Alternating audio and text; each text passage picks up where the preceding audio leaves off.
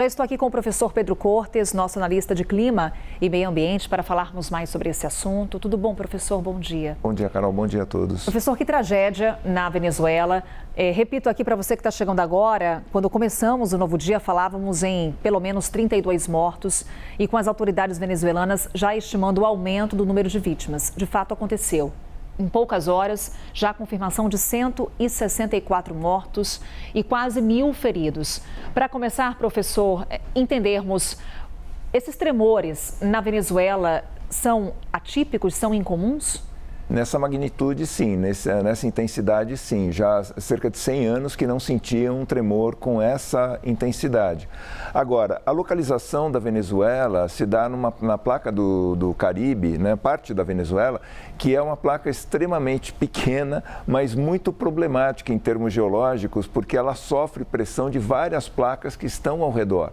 Então, ela entra por debaixo da placa sul-americana, que é onde ocorreu o terremoto, tá? Foi exatamente quando uma placa entra embaixo da outra, mas ela sofre as ações da placa dos cocos, que está do outro lado do Pacífico, que pressiona, né, a América Central, e também da placa do norte, da América do Norte, que tenta entrar por baixo dessa placa. Então, ao mesmo tempo que ela pressiona a placa sul-americana, ela sofre a pressão de outras placas, ela vai sendo empurrada. Não é comum esse tipo, como eu disse, esse tipo de tremor na Venezuela, mas, de certa forma, poderia ser esperado devido a essa complexidade geológica da região. E, professor, quando falamos de terremotos, olhamos para a magnitude, mas também para a profundidade, o que também chamou a atenção.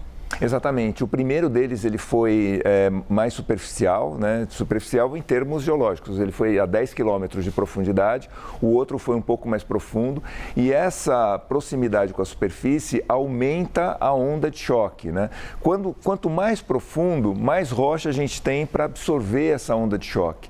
Mas essa proximidade da superfície aumenta a intensidade com a qual as pessoas sentem, com o qual esse choque chega à superfície. Trazemos aqui um relato de um brasileiro que está há um mês na Venezuela. Assim, professor, impressionante, né? Ele descrevia que estava caminhando na rua, viu 2 prédios desabando na frente dele, ali prédios de 10, 15 andares. Imagina o pânico para quem estava naquele momento na Venezuela. Quais são as chances desses tremores secundários serem tão intensos quanto os que aconteceram na última noite? Existe a possibilidade de réplicas, né? As réplicas realmente aconteceram ao longo da noite, mas existe a possibilidade nos próximos dias e isso aumenta a quantidade potencial de vítimas, né? Porque vários prédios que estão com a sua estrutura já danificada, eles podem vir a colapsar exatamente diante de novos tremores. O Serviço Geológico Americano colocou uma estimativa que é impressionante, de cerca de 10 mil ou mais de 10 mil mortos. O que a gente tem visto, até em função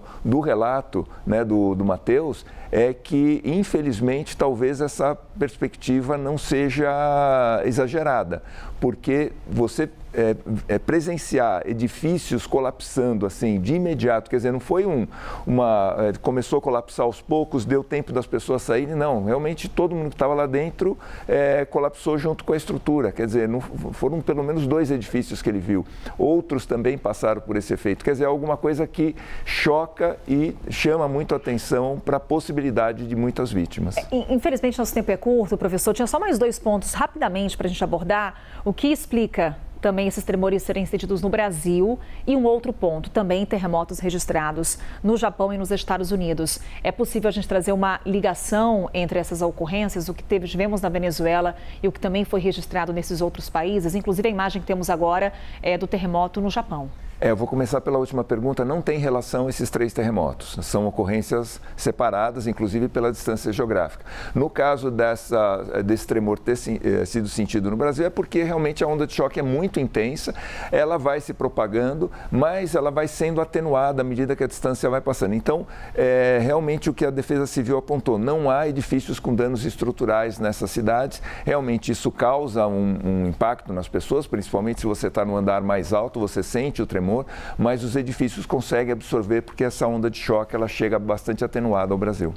Professor Pedro Cortes, trazendo informações aqui para a gente, explicando o que aconteceu na Venezuela. A cobertura que continua aqui na CNN Brasil, inclusive com o professor. Obrigada, professor. Bom dia. Bom dia.